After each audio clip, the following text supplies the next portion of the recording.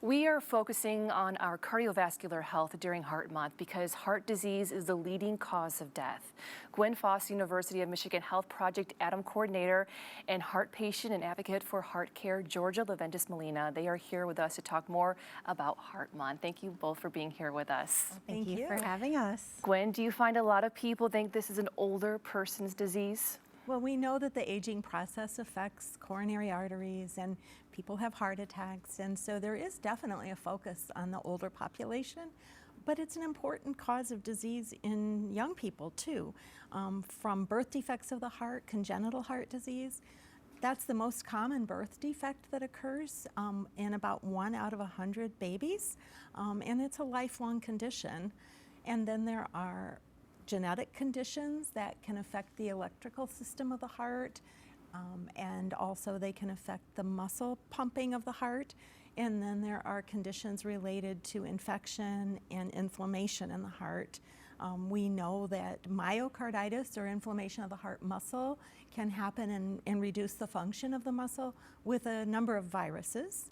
And then there's endocarditis, which is an infection on the inside lining of the heart that often starts with an abnormal surface that's in the heart from a congenital, maybe unknown defect.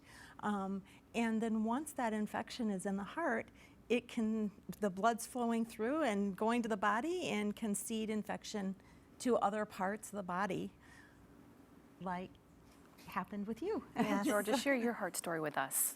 Right, well, I was 26, very busy, active life, vegetarian, working at the hospitality industry, and I hurt my back at work and had multiple trips to the ER, and I was laying down, and my husband came home from work, and I told him I couldn't see straight one time. I don't remember much about that day, but he's like, that's it.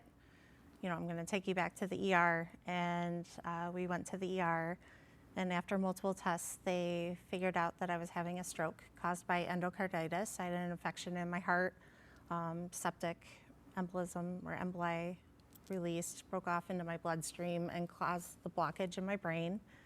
I was put in an induced coma for a week, and then when I woke up, I found out that I would need heart surgery on my valves, my mitral and tricuspid valves.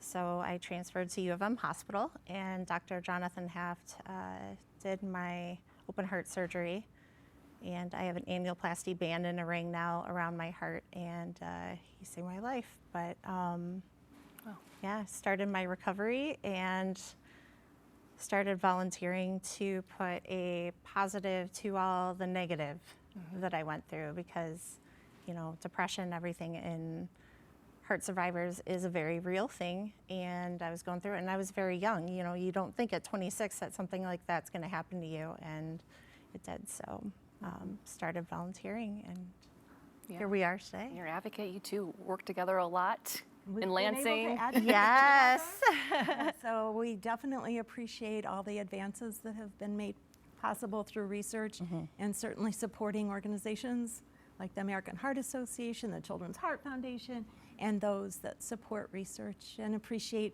all the people doing the research and the families participating in the research. Keep it up. We appreciate you both. Thank you so much for coming on, Thank Gwen and Georgia. you. Thank you.